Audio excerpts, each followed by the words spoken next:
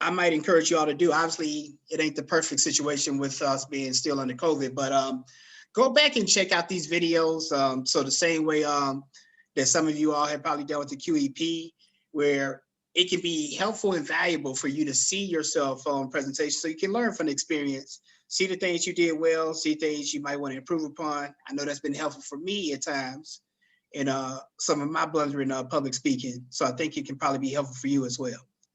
With no further ado, go ahead and get sanitized for Tasia. We're going to turn over the floor to Ms. Barnes. Janiyah, let me know when you want me to go to the next slide. Give your undivided attention. And if you, I hope you'll have some questions for her at the end. Okay. Y'all hear me okay? Yes. Oh, thank you. Okay, so the untold symptoms of COVID-19 by me. Go to the next slide. So when we hear talk about being affected by COVID-19, we tend to automatically think of symptoms such as headaches, coughs, fevers, et cetera, but that's not the case in my research that I will be presenting to you all today. My research focuses on the possible correlation between a person's income and suicide/suicidal ideations and behavior during the pandemic.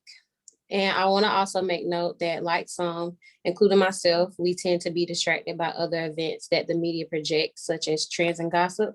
Next slide. For example, the viral video of Cardi B. I'm pretty sure all of you are up to speed with the trend coronavirus. But with her video circulating at that time, it was and still is rare that we hear people taking their lives due to limited or no income during the pandemic. Next slide. Which leads me to my research question. What is the correlation between annual income and explaining the increasing rate of suicide in America during the COVID-19 pandemic? Next slide. Let me let Ms. Johnson in real quick. Okay. I apologize. All right. When forming my question, I identified that the problem is that low-income individuals are more at risk due to the lack of income due to the COVID-19 pandemic. Next slide. Which led me to my hypothesis that American individuals that have an annual income of $31,000 or less are 3 times more likely to experience some form of suicidal ideation or behavior. Next slide. My method for obtaining information in my research, my method for obtaining the information in my research is known as secondary data analysis. Next slide. Moving on into the stats. It is known that the distribution of income is a key determinant of a population health. Far as to summarize that for you, in other words, the more that income decreases and becomes more unequal, the higher the depression prevalence is. This is known due to periods of economic recession, such as the Great Recession, the Great Depression, and what we are currently living in, the COVID-19, all of which are possibly associated with higher prevalence of mental health problems and disorders, but ultimately suicidal behaviors. COVID-19 has had a 1% rise in unemployment that was associated with the rise in suicide rate, which CDC identified to be 0.99% in the United States. You can go to the next slide.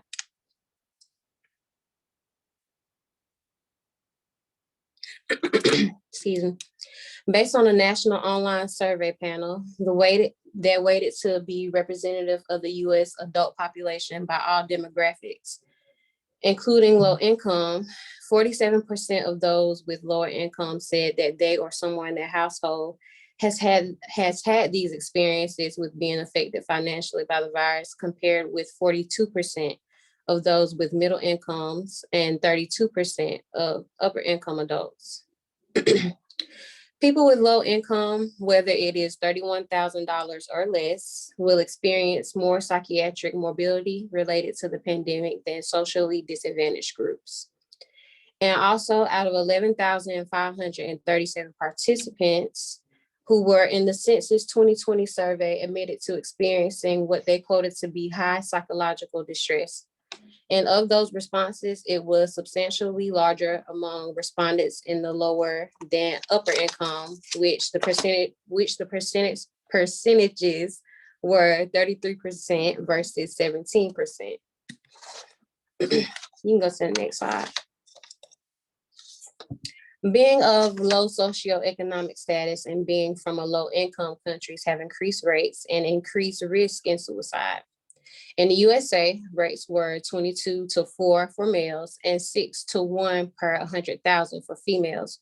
And this was reported by the US Office of Disease Prevention and Health Promotion due to the economic and social impacts of not only for low income.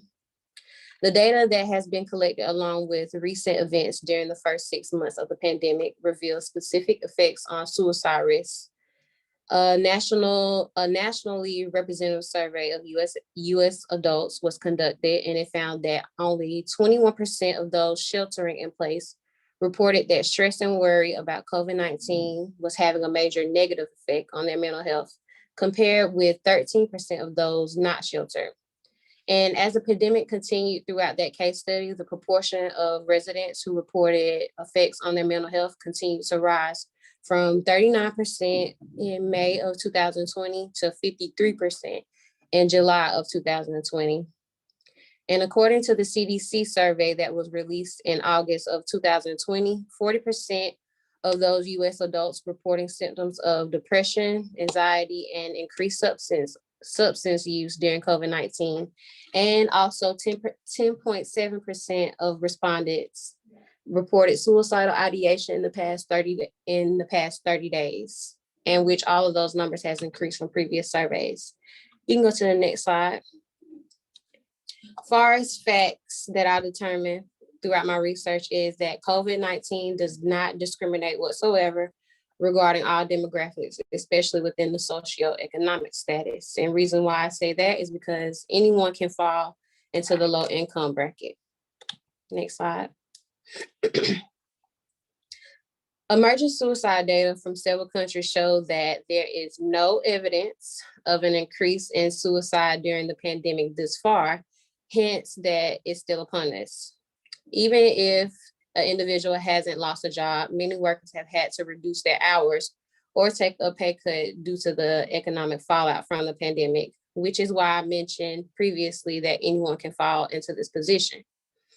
Ensuring that preparedness, response, and recovery, recovery efforts minimize disparities and psychiatric morbidity related to COVID-19 and future public health emergencies.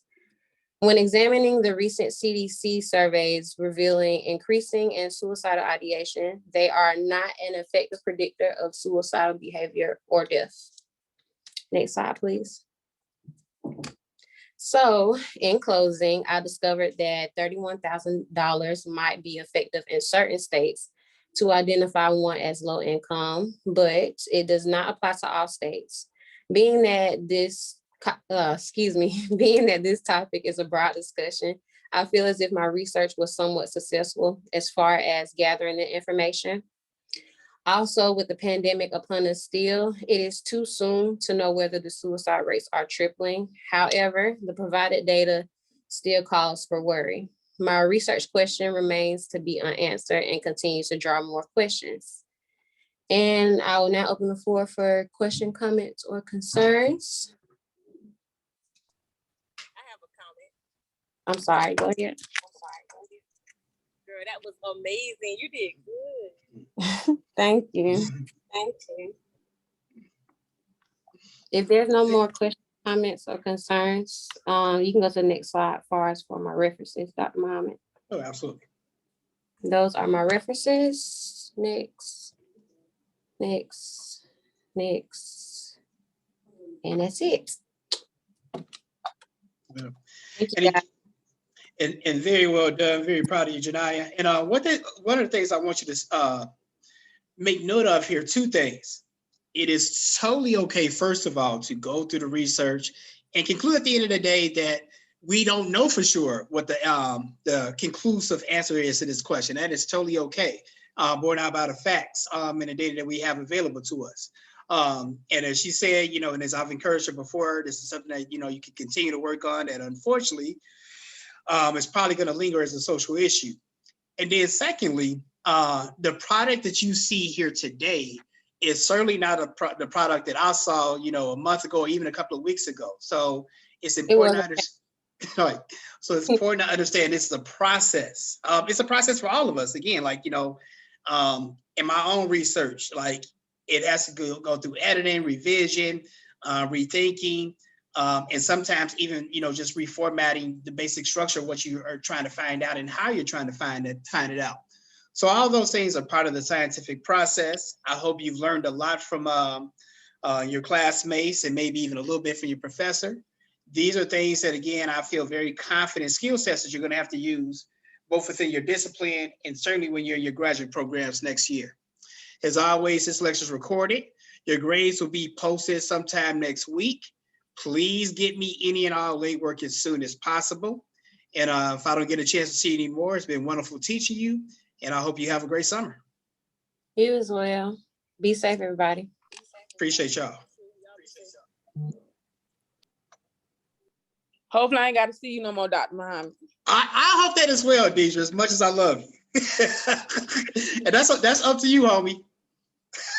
Now I'm about to get the rest of this work into you, for I can't see you no more. I definitely don't want to see you for about the 4th time. I don't. You know, I totally understand. I do not take offense to that at all. Please don't see me no more. I'm trying to walk across the stage May 8th, so I ain't got to see you unless I'm coming back to visit.